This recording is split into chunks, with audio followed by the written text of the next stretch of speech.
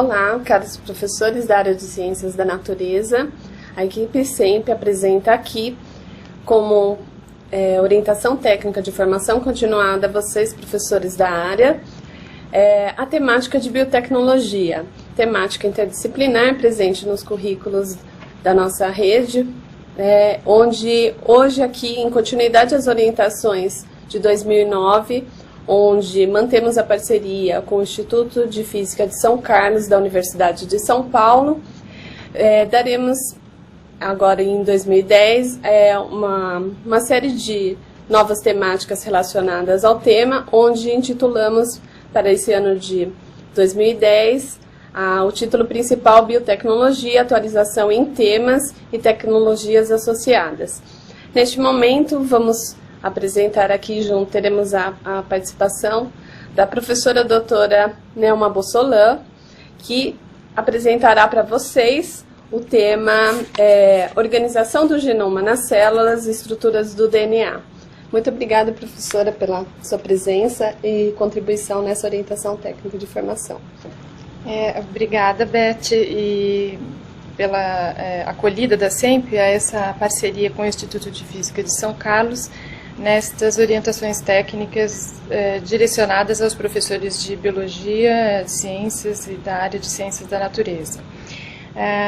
O tema, como a Beth já falou, dessa apresentação de hoje é a organização do genoma nas células, a estrutura do DNA. Esse tema ele é uma sequência de uma videoconferência gravada e que já está disponível no site da SEMP, que foi feita pela professora Leila Beltramini e que falou um pouco sobre a estrutura da célula e também um pouco da evolução da célula eucariótica.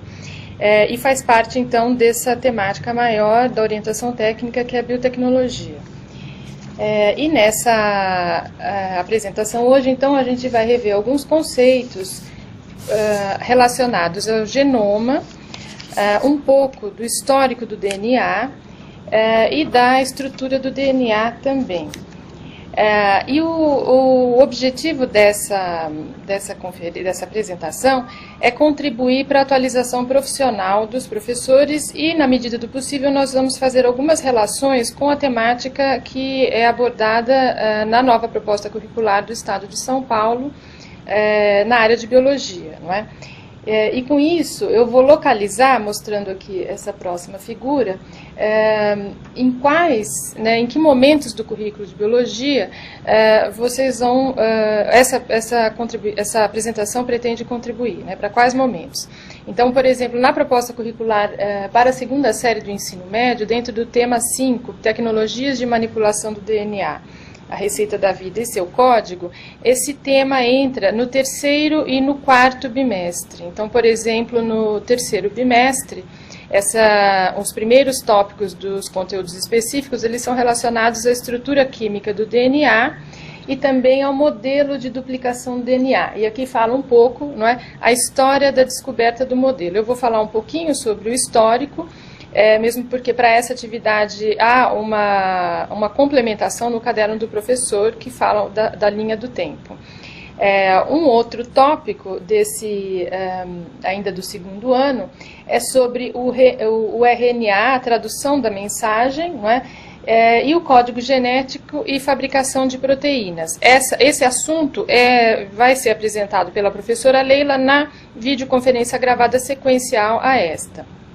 E para informação, não é, e complementação dessa temática, dentro desses tópicos dos conteúdos específicos, relacionados à engenharia genética e produtos geneticamente modificados, e os riscos e benefícios dos produtos geneticamente modificados no mercado, já estão disponíveis 2 videoconferências que foram as apresentadas pela professora Ana Paula e pelo professor Glaucio, ambos do Instituto de Física de São Carlos, da Universidade de São Paulo. Bom, então, dando início, não é? Eu vou começar falando um pouco do genoma, que o professor pode, inclusive, transpor essa sequência que eu vou adotar aqui nessa apresentação, até mesmo dentro da sala de aula. Eu vou dar alguns detalhes, obviamente, que essa apresentação é para a atualização do professor, não é? Mas, de alguma maneira, ela também pode servir como orientação para a transposição didática do assunto com os alunos em sala de aula. Não é? Então, começando pelo tema genoma, né, que é um tema assim, atual e que os alunos faz parte relativamente do cotidiano deles, ouvir esta palavra, não é? Vamos rever o conceito de genoma. Não é? Então, o genoma, não é, ele seria a informação genética total carregada por uma célula ou um organismo. Ou então, não é, as moléculas de DNA que carregam essas informações. Desse termo, o genoma, não é, derivaram outros dois termos, como, por exemplo, o transcriptoma. Se o genoma, então, é a informação genética total, o transcriptoma, na verdade, ele se refere ao que a gente chama de genoma funcional. Ou seja, daquele DNA, né, daquela carga genética total de uma espécie ou do indivíduo, não é, qual parte desse material genético realmente codifica, não é, para, enfim, para um RNA mensageiro que vai, então, codificar para uma proteína. Um outro termo que deriva, não é, do genoma é o proteoma, que esse já é mais recente, mas que também tem se ouvido, né, na mídia, que então seriam a análise, né, que seria a análise das proteínas produzidas nas células, e aí então essa análise é feita por técnicas variadas, como por exemplo, eu citei duas aqui, eletroforese de extratos celulares, né, em géis de poliacrilamida. A gente tem uma ideia, não é, da importância, enfim, de se conhecer, não é, o genoma, ou de se estabelecer o genoma de determinadas espécies. Eu vou utilizar aqui 3 exemplos, né, de 3 espécies que tiveram o seu genoma sequenciado. Uma delas, por exemplo, é um verme nematóide, que tem esse nome um pouco difícil, né, Cenorrhaptides elegans, não é? E ele teve o seu genoma sequenciado, e aí então chegou-se ao número de 18 mil genes. Um outro organismo já mais, né, conhecido de todos, a Drosophila melanogaster, que é a mosca da banana, né, ou da fruta, como a gente fala, ele também teve o seu genoma sequenciado e chegou ao número de 14 mil genes.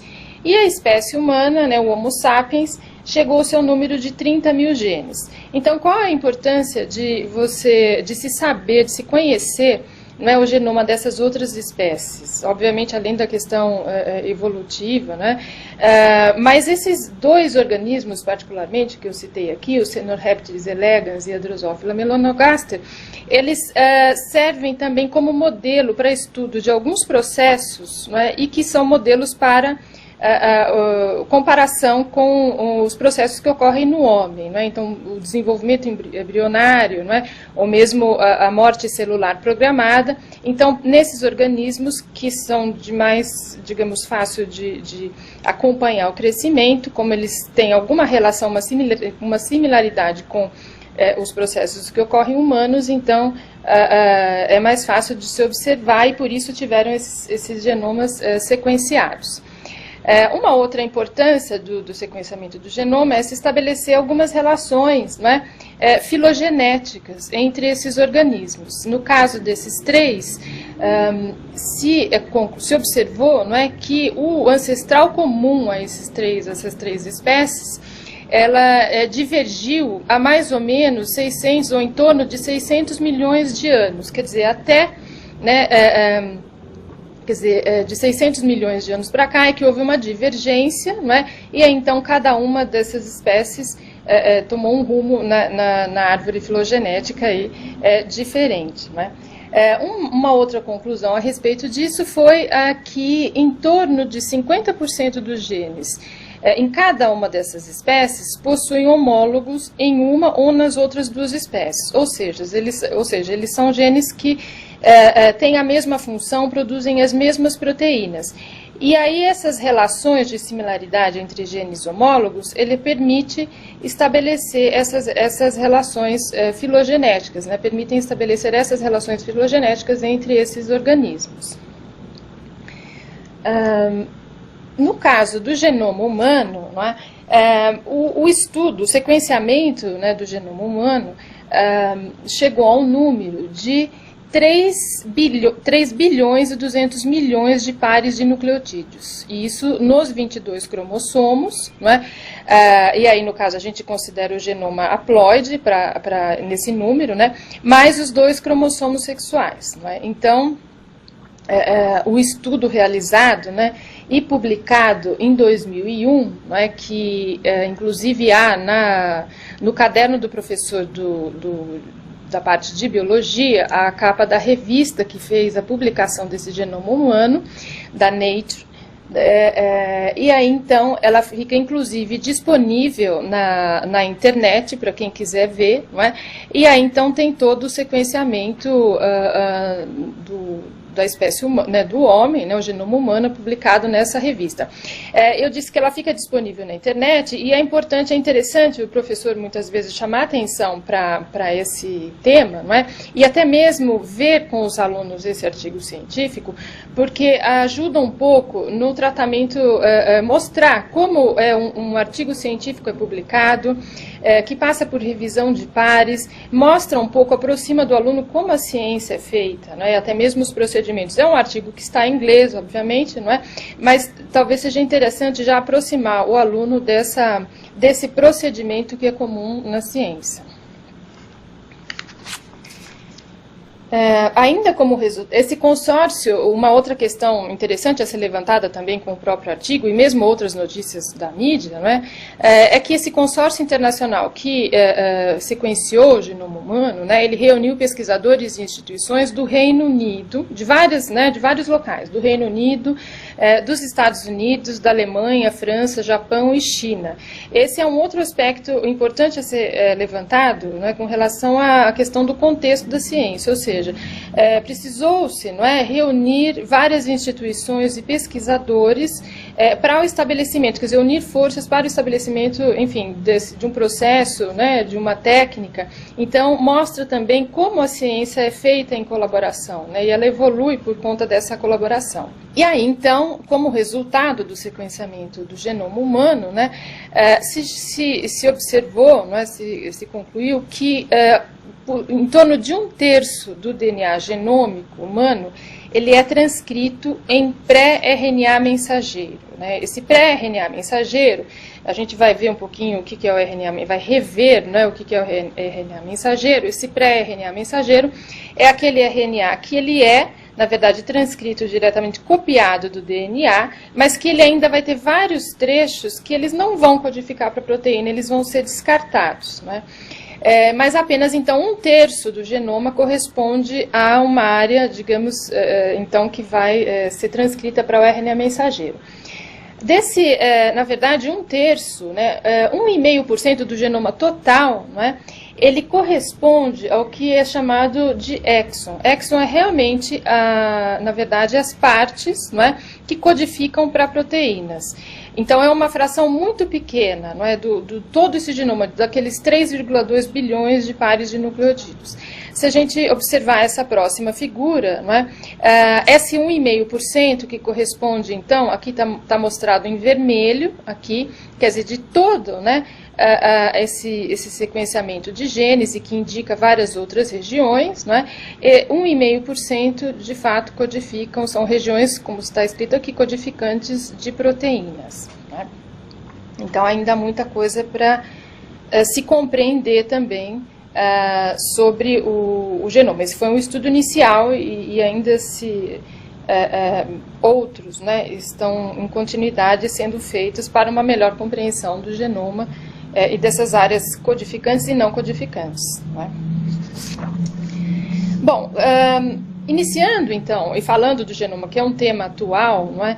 E aí pensando na situação em sala de aula, né, transpondo para a sala de aula, é importante, então, pegar um link dessa questão do genoma, não é? Quer dizer, como é que se chegou até aqui com, enfim, quais são as tecnologias necessárias, como a evolução do conhecimento nessa área, qual caminho teve que percorrer para se chegar nos dias atuais. E aí, então, é importante, talvez, voltar um pouco para trás, retomar a questão histórica, não é? Para se compreender melhor a própria evolução do conceito, da estrutura do DNA, não é, como se chegou até aqui, e aí então você também, né, pode ajudar o aluno a compreender a importância dessas colaborações e como a ciência evolui. Aquela ciência que aparece no livro didático, né, e que já vem pronta, acabada, na verdade ela é fruto de uma colaboração, de um contexto histórico, de um contexto político, e que quando a gente insere esse aspecto histórico no conteúdo, ele tem, na verdade, essa função, né, de mostrar como essa ciência ela é feita. Eu destaquei alguns eventos, né, e pessoas, enfim, cientistas que contribuíram para elucidar, por exemplo, né, a estrutura dessa molécula do DNA, né, do ácido desoxirribonucleico, e que eu vou mostrar aqui para vocês, e que esses eventos, eles estão destacados, como eu disse, nessa atividade complementar do livro de biologia, mas também existem outras fontes que o professor pode usar, não é, para trabalhar esse tema, trabalhar esse aspecto histórico. Se vocês, então, acompanhando aqui nesse slide, não é, eu só destaquei esse evento no ano de 1944, 3 pesquisadores, não é, americanos, bioquímicos, o Avery, o McLeod e o McCarthy. Eles, então, comprovam, né, após alterar a descendência de uma bactéria com o DNA de outra, que essa substância é um material genético, né, e aboliram de vez a tese de que as informações hereditárias estariam guardadas nas proteínas, porque até então se pensava que as informações hereditárias, quer dizer, já sabia, obviamente, da transmissão dos caracteres hereditários, mas não se sabia exatamente que molécula, né? E então eles fizeram um experimento que comprovou, então, que o ácido nucleico era a molécula responsável pela transmissão das características hereditárias, e não as proteínas como se pensava. Se a gente observar esse esquema, não é, eles fizeram, e aqui é uma simplificação desse experimento, então eles trabalharam com células de uma bactéria que chama-se PAS, não é, de uma bactéria infectante, não é, que é patogênica, no caso aqui Streptococcus, e fizeram um fracionamento, né, de um extrato das células, né, tiraram, fizeram uma suspensão, uma hidrólise, né, desse material, e fizeram um fracionamento de várias classes de moléculas, né, então, que já se sabia, já se dominava essa técnica. Então, por exemplo, aqui do RNA, né, foram frações e que continham essas classes de moléculas. Uma fração com RNA, uma fração com proteína, uma com DNA, uma com lipídio e carboidrato. E aí, então, cada uma dessas frações, eles já testaram, não é? Junto, né, colocaram em contato com células bacterianas de uma cepa R da mesma bactéria, uma outra linhagem, que era uma linhagem não infectante. E aí, então, eles inoculavam essa bactéria, não é? Que elas, enfim, por transformação, eles acabavam, essas moléculas do extrato entravam na célula bacteriana. Eles inocularam, então, essas linhagens não infectantes, cada uma, né, com uma classe de moléculas, e aí, então, inocularam essas linhagens em animais, em cobaias, e aí então verificaram que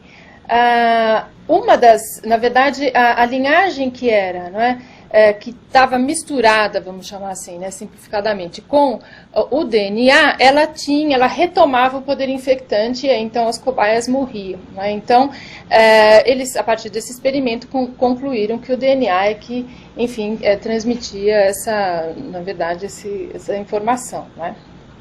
Ou que era a molécula responsável pela transmissão das características.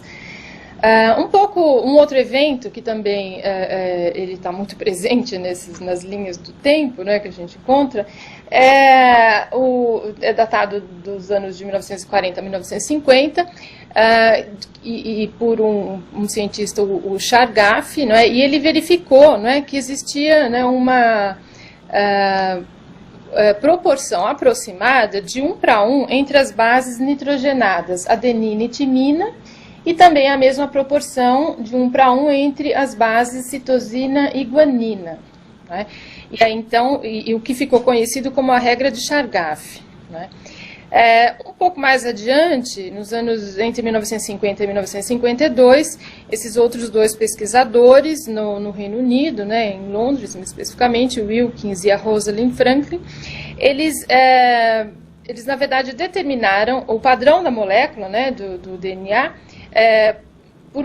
na verdade eles estabeleceram, né, o padrão da molécula por um método que se chama difração de raio-x, né, e mostrando que os grupos fosfatos do DNA eles ficam situados na parte externa e que ele é formado por cadeias antiparalelas, né. Em 1953, o Francis Crick e o James Watson, né, também no Reino Unido, eles, a partir desse padrão da molécula, né, por essa técnica da difração do raio-x, usando esses dados da pesquisa do Wilkins e da Rosalind Franklin, eles propuseram a estrutura helicoidal, né, interpretando então esses padrões de difração, como a gente pode observar aqui nessa figura, né? Então eles propuseram esse padrão helicoidal da molécula do DNA. Um pouco, né, assim, uns anos, 2, 3 anos posteriores a isso, entre 1955 e 1956, o Francis Crick, né, então, quer dizer, ele já havia sido, então, proposto pelo Watson e Crick, o modelo da molécula DNA, não é? E depois, um pouco mais adiante, o Crick propôs que os aminoácidos que estariam ligados a uma molécula, não é? Que se ligaria ao RNA mensageiro, não é? Então, que na verdade essa molécula seria o RNA transportador. Então aí, a partir dessa informação, ele, né, estabeleceu, isso ajudou a estabelecer o que a gente chama de dogma central da biologia, que é, na verdade, esse representado na figura. Quer dizer, o DNA, ele armazena informação, então, como já, né, por experimentos anteriores já se sabia.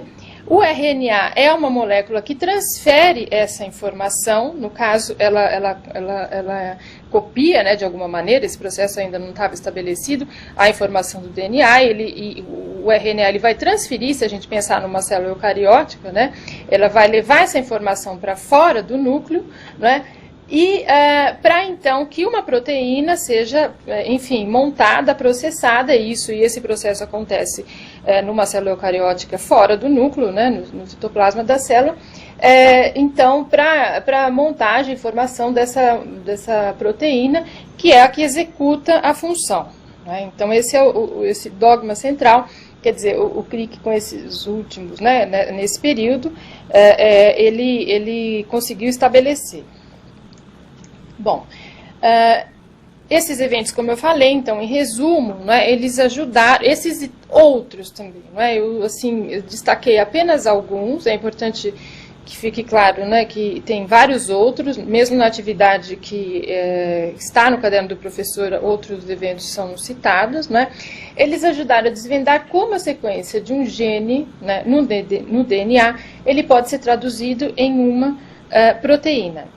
Essa atividade, né, ela pode ser trabalhada, por exemplo, na forma de uma linha do tempo, em que, né, pensando agora numa situação de sala de aula, né, o professor ele pode destacar algum desses eventos e separar, não é, deixar o nome e o ano que aconteceu, não é, e aí então trabalhar com os alunos numa situação coletiva, não é, e tentar rearranjar, montar essa linha do tempo. É claro que alguns eventos podem ser familiares aos alunos, porque vão estar presentes, por exemplo, num livro didático, né? E a ideia não é que seja memorizado quem fez o que e quando, mas sim aproximar o aluno desse aspecto histórico, não é? E também ver, não é? Quer dizer, como é que aconteceu a evolução desse conhecimento, as técnicas utilizadas, a própria evolução da tecnologia, não é? Para que esse conhecimento também pudesse, enfim, ser produzido. Bom, então, voltando, né, assim, terminando essa questão do aspecto histórico, a gente então pode ver um pouco agora da estrutura do DNA. Então, aqui pensando na célula eucariótica, então vamos ao núcleo da célula eucariótica e vamos rever, né, a estrutura do DNA. Bom, Como vocês podem observar nessa figura, não é? Então, o DNA, não é, ele é composto, né, o monômero da molécula, né, então as unidades formadoras são os nucleotídeos, e aí, então, essa figura ele mostra, por exemplo, aqui na parte superior, não é, um nucleotídeo, não é, que tem uma base nitrogenada, que é a guanina, que é representado pela letra G, não é, e aqui um outro nucleotídeo, não é, composto também por uma base nitrogenada pela adenina. Lembrando, então, os componentes aqui de cada um dos nucleotídeos, ele é sempre composto por uma base nitrogenada, por um açúcar, que no caso do DNA é desoxirribose, e por um grupo fosfato, que está aqui representado.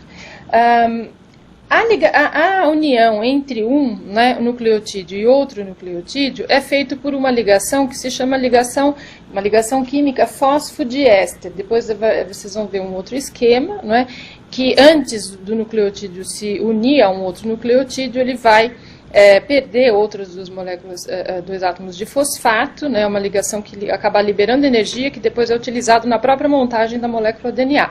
Essa sequência aqui desse esquema, ele mostra uma das fitas do DNA. Não é? Depois a gente vai ver que cada uma dessas bases nitrogenadas, elas vão se unir a outras bases da outra fita, não é? E aí a base complementar. Mas o que eu quero chamar a atenção aqui nesse esquema é que, por exemplo, aqui quando a gente considera o açúcar aqui do nucleotídeo, não é? Vocês podem observar que tem uma numeração aqui, 1 linha, 2 linha, 3 linha, 4 linha e 5 linha, não é? E que isso está presente nos livros didáticos e está relacionada, não é? Com a extremidade que fica livre da fita do DNA.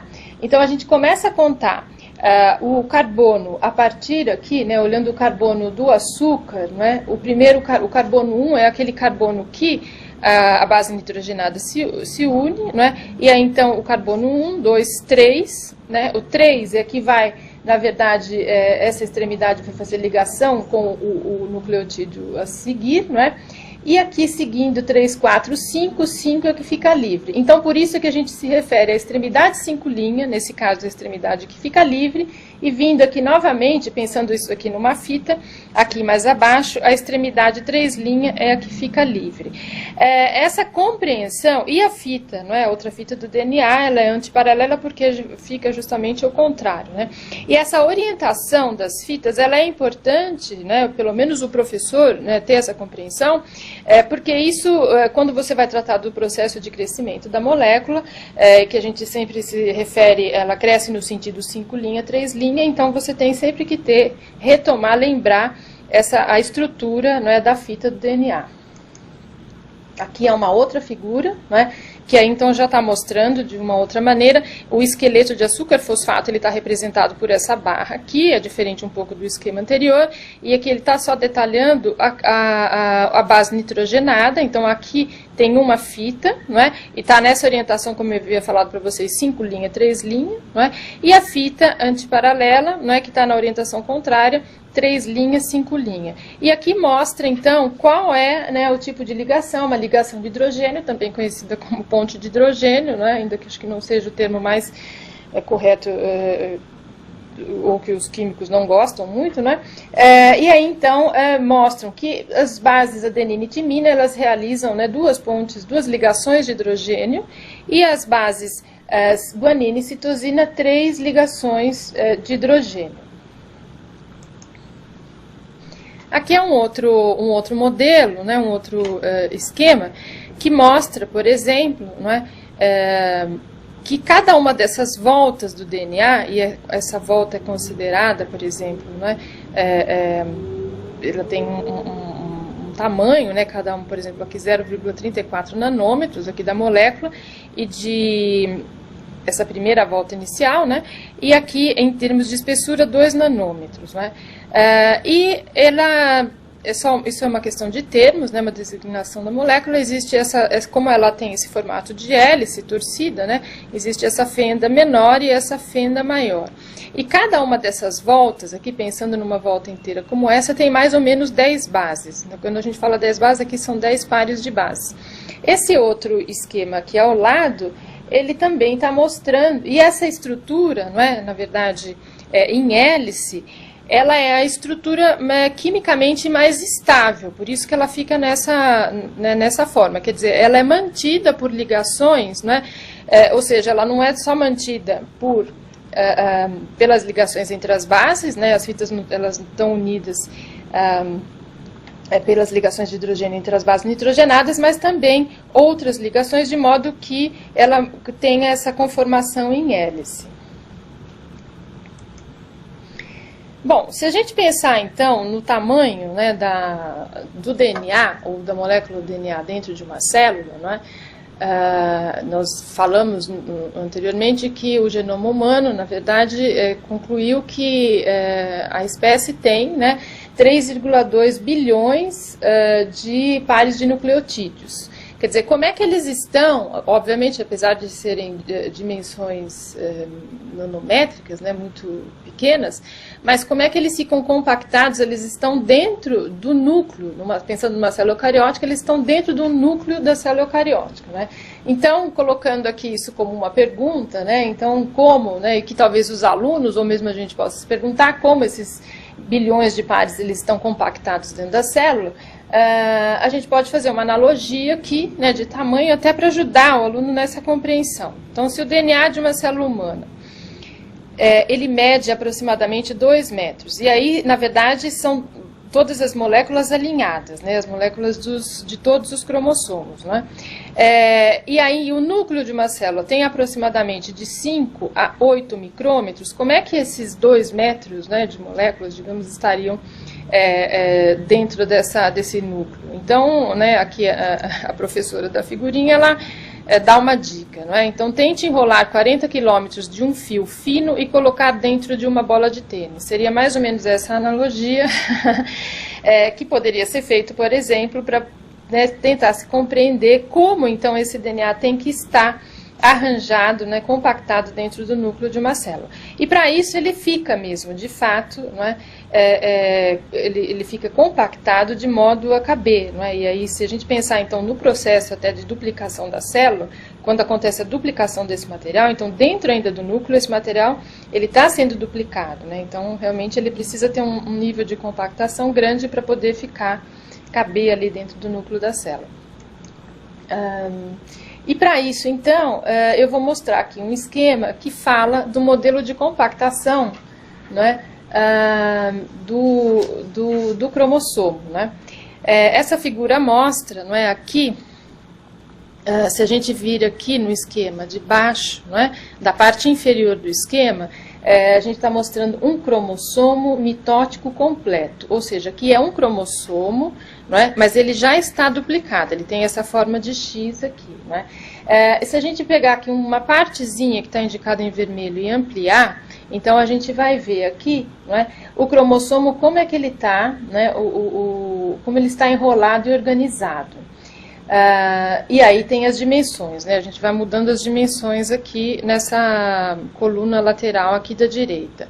Um trecho pequeno desse cromossomo, né, na verdade, se a gente estender, a gente vai ter uma organização mais ou menos como essa, né? E se a gente ainda for mais em nível molecular mesmo, né, um trecho pequeno desse cromossomo, se a gente for ver a fibra de cromatina, não é, ela vai estar dessa maneira aqui. A gente parece que é um fio enrolado em algumas moedas, não é?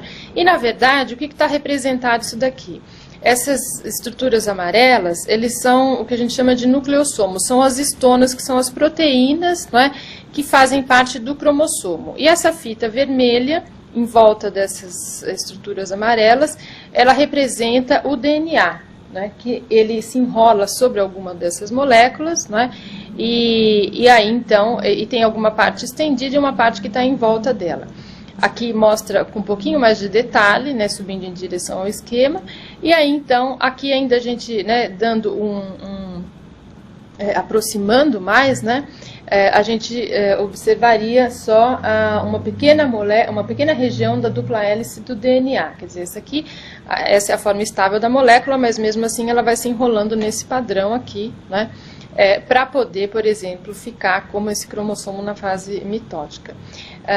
E aqui, essa figura ao lado, que é é uma micrografia, né, tirada a partir da microscopia eletrônica de transmissão. MET é a sigla para microscopia eletrônica de transmissão e mostra uma foto de uma cromatina distendida, ou seja, como a dessa figura lateral aqui, olha, da segunda, a gente observa assim uma linha fina e esses pontos. Esses pontos seriam os nucleossomos que a gente chama aqui. Uma outra questão que a gente pode também destacar, não é?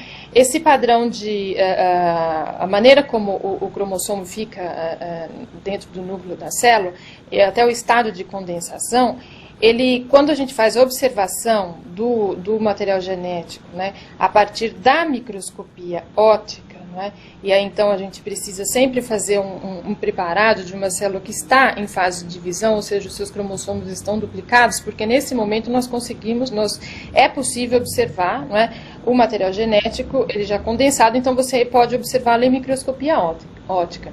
Então, quando a gente estabelece esse padrão, né, faz a contagem do número de cromossomos, esse padrão dos cromossomos para a microscopia óptica, a gente chama de o cariótipo, né?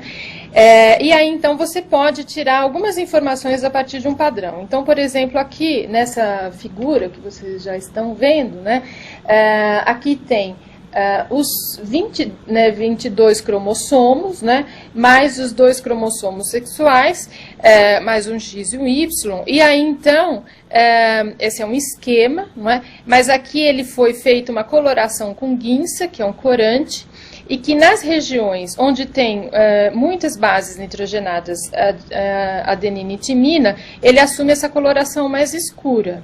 É? E aí, então, isso mostra um padrão. Cada cromossomo, então aqui está numerado, cromossomo 1, cromossomo 2, vocês vejam que tem tamanhos diferentes, tem a partir do centrômero, que é essa linha aqui, não é? Que é aquela parte constrita do cromossomo, e que, na verdade, o fuso vai se ligar na separação, né? Para as células filhas, né? Você consegue determinar o tamanho de cada um dos braços, né? E aí, então, você consegue, pelo padrão de bandeamento, dizer se aquele é o cromossomo 1, 2, 3 ou 4, né? E até localizar algumas regiões que são, por exemplo, relacionadas a alguma, por exemplo, doença hereditária, né? Bom, ainda naquela figura anterior, existe na extremidade aqui de alguns cromossomos uma região aqui que forma uma ponta, né? E essas regiões terminais aqui que estão destacadas em vermelho são genes que codificam para o RNA ribossômico. Então, quando a gente fala que o gene codifica para uma proteína, não é que isso, né, que está dentro daquele dogma central, mas a gente não pode esquecer que tem alguns genes que eles, na verdade, não produzem proteínas, né, mas eles codificam para o RNA do cromossome, quer dizer, o produto da transcrição, né, desse DNA vai ser o RNA ribossômico, que é o RNA que forma o ribossomo que participa da síntese proteica. Bom, antes, então, né, dando continuidade, antes de entrar a falar do processo de transcrição do DNA e RNA mensageiro, vamos assim rever então alguns conceitos relacionados à estrutura do DNA, né, para essa compreensão. Então, por exemplo, o gene, né, vamos falar de um pouco de gene, cromossomos e genoma. O gene, ele é um segmento do DNA que contém as instruções para produzir uma determinada proteína ou uma série de proteínas relacionadas, né? Então, por exemplo, no caso de bactérias, né, de procariotos, um mesmo gene, ele pode, na verdade, uma mesma sequência, produzir mais de uma proteína, ao contrário de eucariotos, que normalmente um gene está relacionado a uma proteína. Né? Alguns genes, eles controlam a produção de moléculas de RNA, em vez de proteínas, como eu havia já falado, né?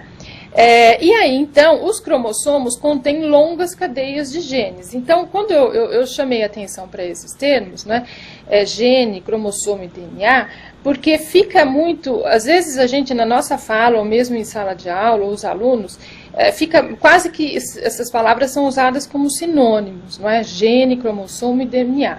Então, é importante, não é, a gente conhecer a estrutura para saber delimitar. Não é? Então, o cromossomo, na verdade, ele é composto da molécula de DNA e algumas proteínas, não é? E o gene está, né, é um trecho do DNA que codifica para proteína, e o DNA é a molécula, não é? O ácido desoxirribonucleico que contém, enfim, todas as informações. Com relação à questão do genoma, então, né, e a gente viu aquela comparação que eu tinha feito inicialmente dos genomas daqueles 3 organismos, daquele verme nematóide, da drosófila e do homem, não é? Normalmente, o que se observa é que quanto mais complexo um organismo, maior o seu genoma.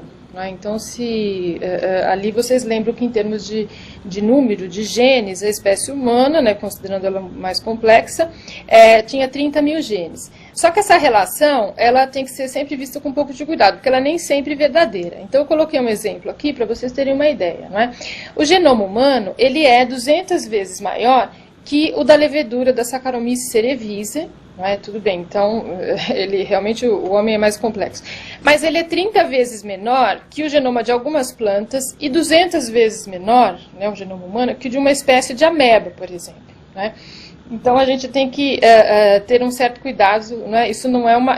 tem as exceções a essa relação, enfim, que a gente pode pensar que é a mais difundida. Não é?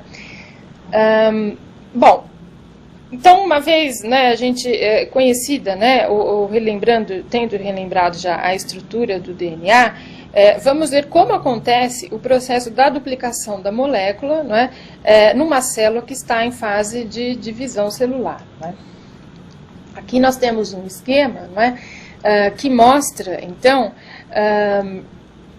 esse processo. Indo da esquerda, não é, para a direita, a gente tem aqui 2 fitas do DNA, esse primeiro esquema é 2 fitas do DNA desenrolado, né?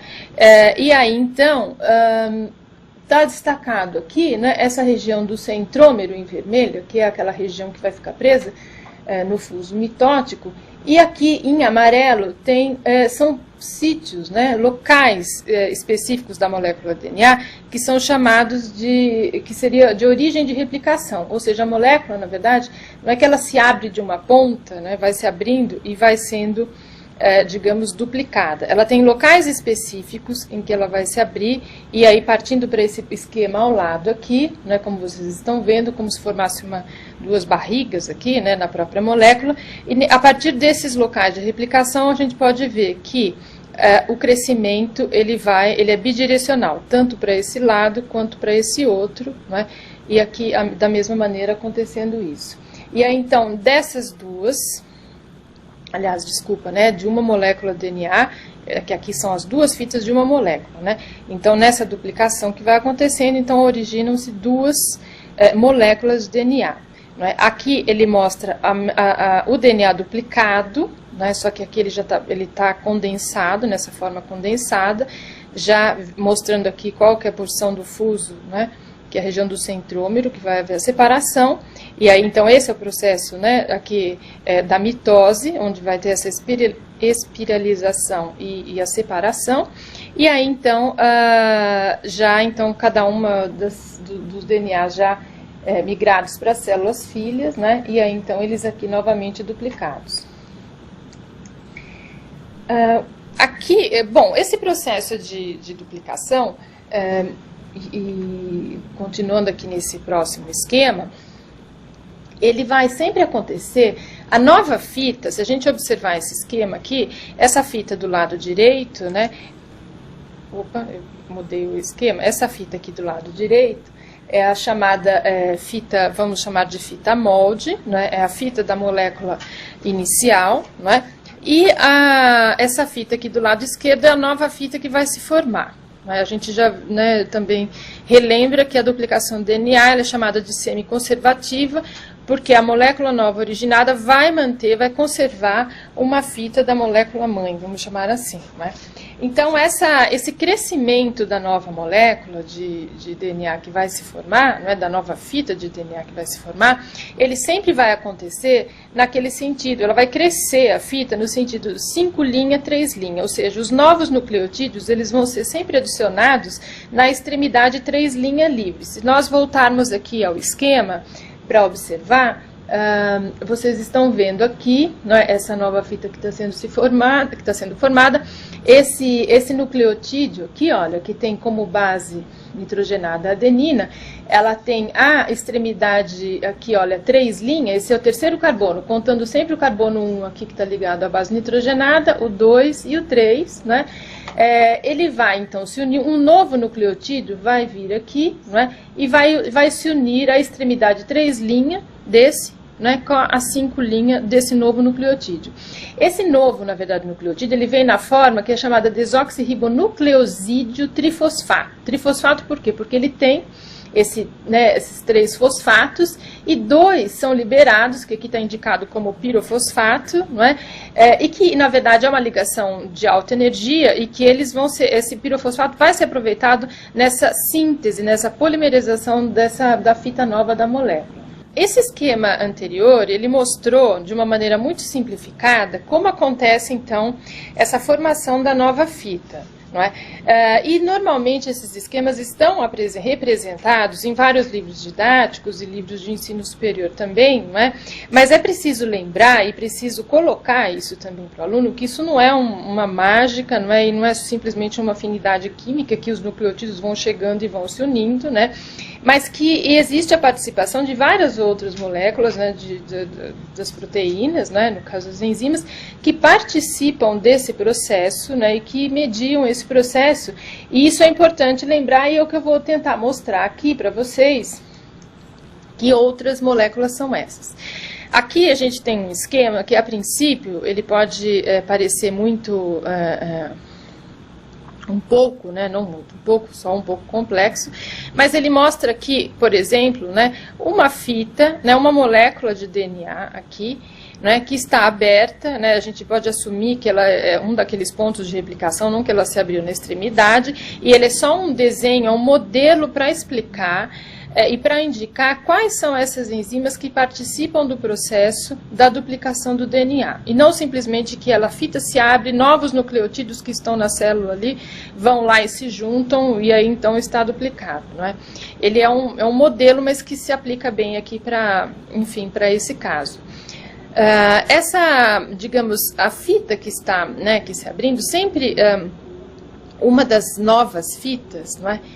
Lembra-se que eu falei que esse crescimento sempre acontece na direção 5', 3', não é? Então, uma das novas fitas, que é a fita que estava acima no esquema, não é? Ela vai crescer nesse sentido porque a orientação da fita molde é a orientação contrária. Então, se a fita molde aqui está no sentido 3', 5', a nova fita, né, antiparalela vai estar crescendo nesse sentido 5', 3'. Na outra fita, na oposta, na verdade, esse crescimento não se dá de maneira contínua. Não é? Ele se dá de uma outra maneira. Não é? E quais são essas enzimas que participam aqui? A gente vê alguns nomes, né, que podem parecer complicados. Esse nível de profundidade com os alunos, não é? Ou todos esses nomes, a princípio, de uma só vez, ele não é necessário, não é? Saber de todas as enzimas que participam do processo. No entanto, para o professor, para a compreensão do processo, né, é importante até para fazer uma transposição adequada, né, para dar esse destaque de que essas enzimas participam. E aí, então, eu vou destacar algumas, né, e qual é o processo de algumas, voltando a esse modelo do esquema. Por exemplo, aqui, não é?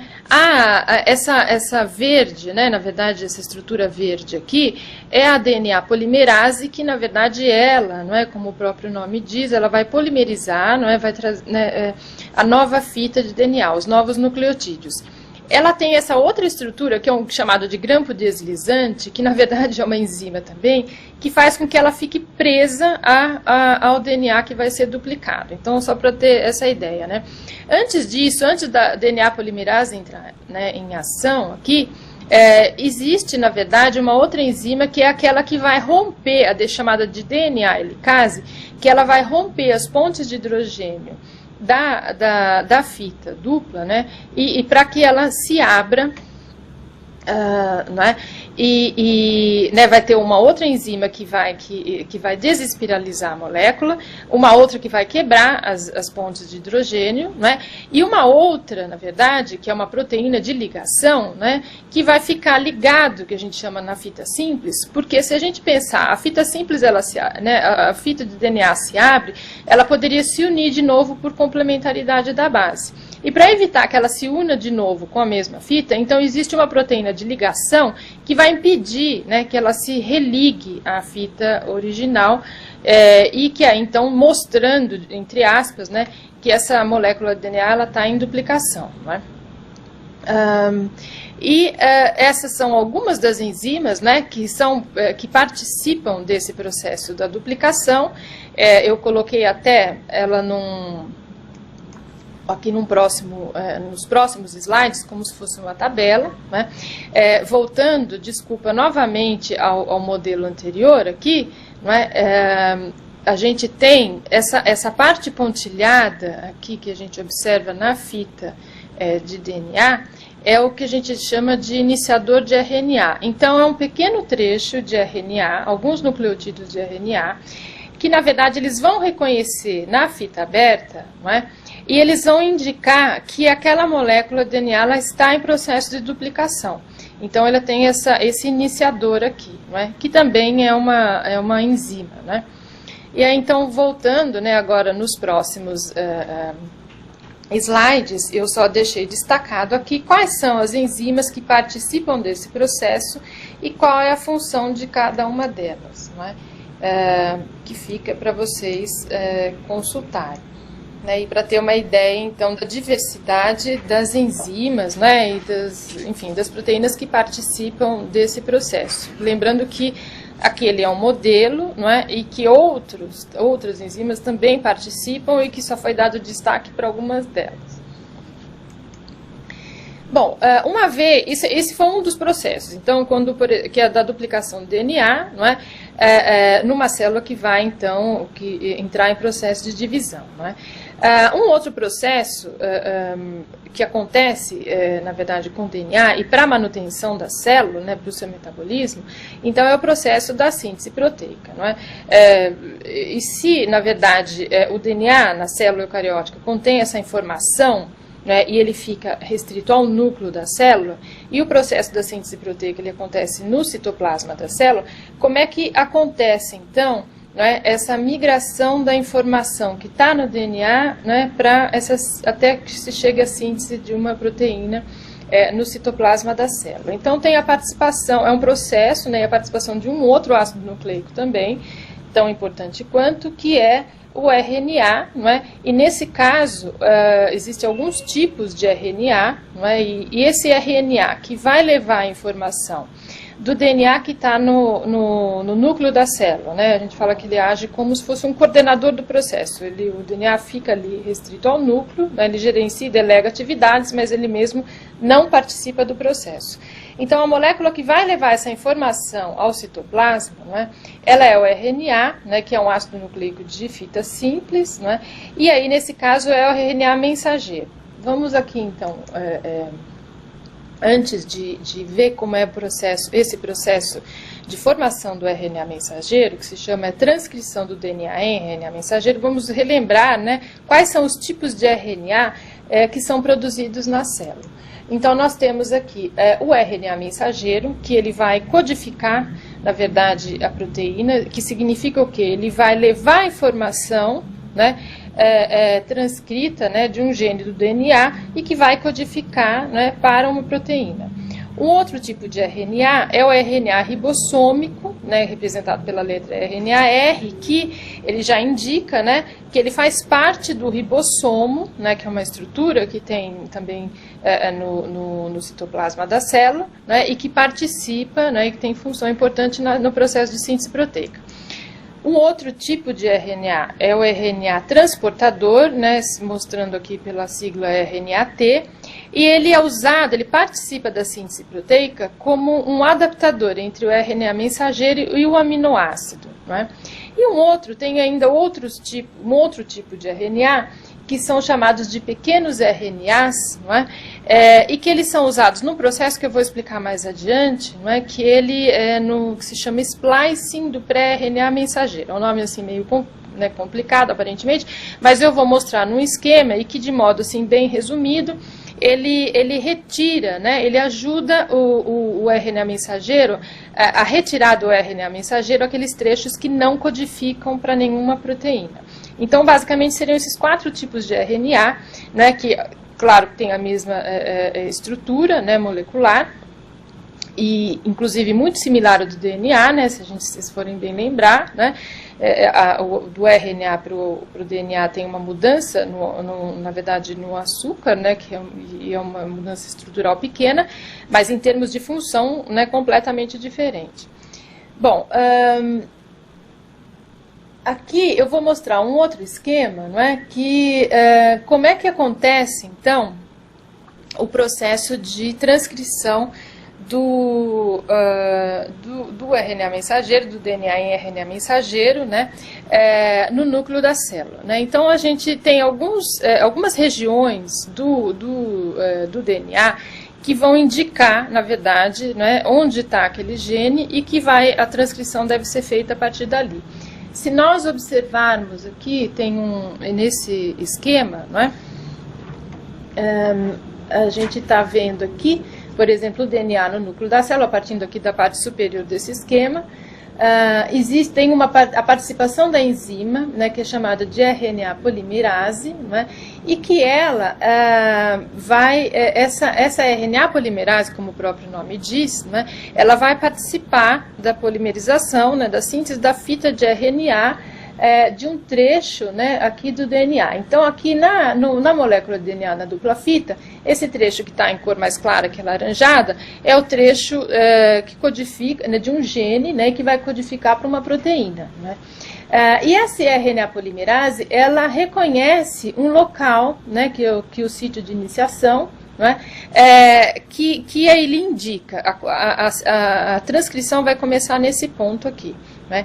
E ela vai, né, na verdade, ela vai percorrer, é como se ela ficasse, digamos, abraçada, né, ou agarrada à molécula de DNA, ela vai percorrer essa região aqui, que está o gene, e ela vai, enquanto isso, a fita de RNA vai sendo transcrita, né, até o momento em que ela reconhece uma outra, na verdade, sequência, né, que é o sítio de término ou de parada. Quando tem uma sequência específica, né, então ela para e a fita, ela a fita simples, né, do RNA, ela é liberada. Aqui ele, então, está mostrando o processo, nesse terceiro esquema aqui, não é? A gente observa que a fita do RNA mensageiro, né, da mesma maneira que, quando acontece a duplicação do DNA, ela cresce nesse sentido 5 linhas, 3 linhas, né? Ela vai crescendo. E, obviamente, então, a direção que essa RNA polimerase, que aqui está em azul, se ela vai para a direita ou para a esquerda, vai depender da orientação 5 linhas, 3 linhas, da fita que está sendo utilizada para fazer a cópia. A gente sempre, né, é uma questão de nomenclatura, que é interessante, que é importante a gente retomar, não é? A fita molde, ela é a fita utilizada, né, para que o RNA mensageiro, na verdade, seja feito. Então, ele vai estabelecer, o RNA mensageiro ele vai ser estabelecido, vai ser feito pelo pareamento de bases com a fita molde. A gente sempre lembra que o pareamento é por bases complementares, né? Adenina com timina, no caso aí não existe a timina no RNA, não é? Uracila, citosina e guanina, não é? Só que, como é a base complementar, então a fita molde utilizada, na verdade, ela não é a fita que contém a informação, porque aí é a outra fita que tem, porque o RNA ele tem que levar exatamente a mesma informação que está no DNA para o núcleo da célula. Então, essa questão da terminologia, quando a gente vai representar com os alunos o processo de formação dessa molécula, é importante, então, saber, não é, que informação é essa que o RNA está levando para o citoplasma da célula, não é? Bom, se a gente observar um outro esquema aqui, não é?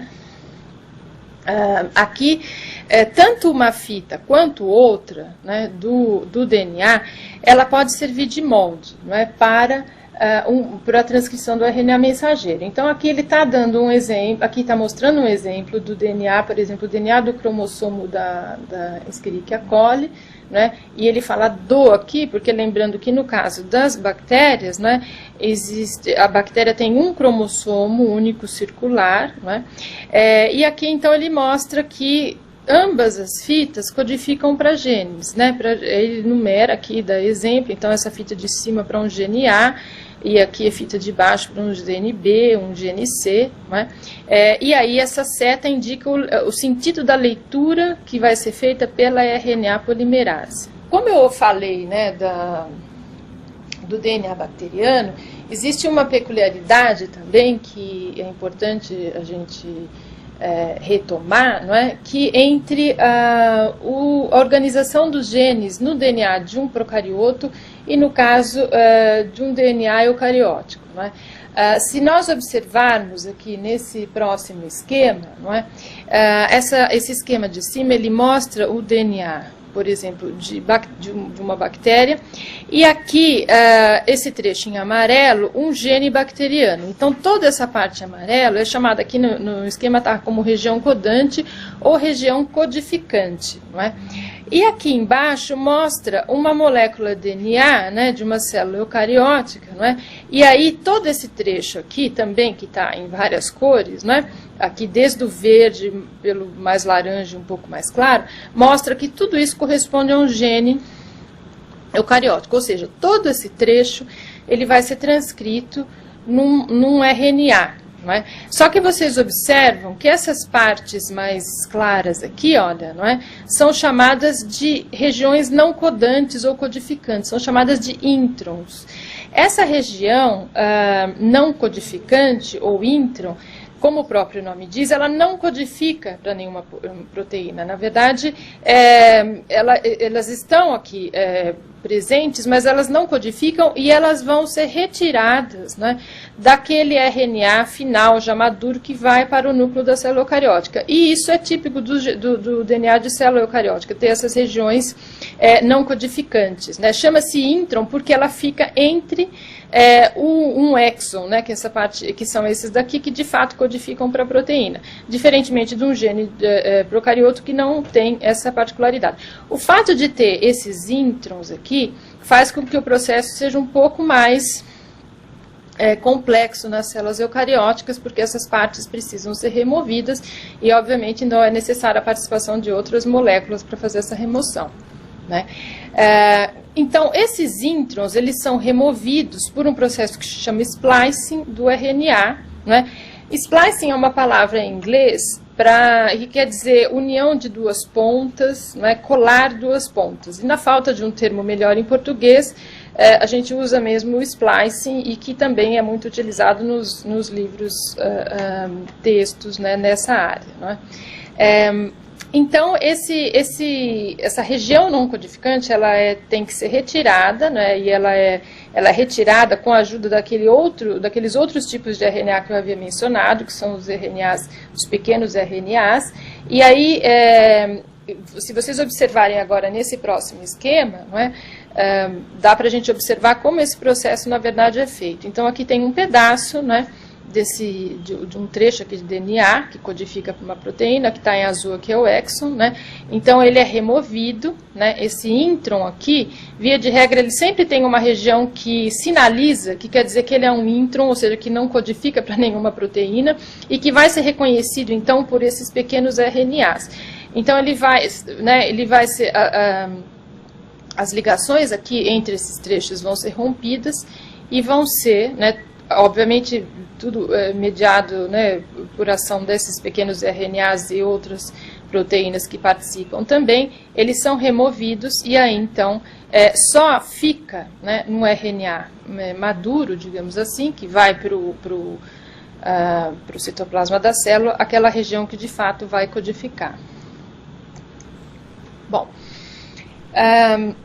Retomando, então, né, aquela questão inicial que eu havia colocado, do dogma central da biologia molecular, então, uma vez, né, esse RNA, ele estando já maduro, né, e vocês vão ver o que é, quando eu me refiro a um RNA maduro, quer dizer, existe uma outra, não uma conformação, mas ele tem adicionado, né, nas suas extremidades, outras sequências, né, e outros compostos que sinaliza, né, para a célula, né, que ele já pode atravessar a membrana nuclear e ir para o citoplasma da célula para que o processo da síntese proteica se complete. Então, se essa primeira etapa é a transcrição, né, do RNA mensageiro, ou seja, ele vai copiar a informação que está no DNA e ele vai levar essa informação para o citoplasma da célula, né, para ser traduzida, então, lida, né, e é então formada a proteína ali a partir dos compostos monoméricos, que são os aminoácidos, né, que estão ali, vão estar no citoplasma da célula. Essa etapa, da síntese proteica, a tradução do RNA mensageiro, vocês vão ver, né, na videoconferência seguinte a essa, que vai ser apresentada pela professora Leila Beltramini, que vai falar como é esse processo de tradução e vai falar um pouco sobre essa classe de macromoléculas das proteínas, né, que é muito importante para a célula, e como essa estrutura, né, da proteína pode ser relacionada com a sua função e várias outras particularidades dessas moléculas. Eu só vou retomar novamente esse esquema do dogma central da biologia molecular, né, para que então fique, claro para vocês que nós paramos aqui, a gente então viu um pouco sobre o DNA, que ele armazena informação, o RNA vai transferir essa informação, e aqui a gente está falando então do RNA mensageiro, e isso tudo ainda acontece circundado, envolto pela membrana celular, e a proteína, né, que vai codificada a partir da mensagem que o RNA mensageiro está levando ao citoplasma, né, que vai executar essa função cuja informação está lá no DNA. Então, essa parte daqui para frente vocês vão ver na sequência, na videoconferência gravada, sequencial a esta.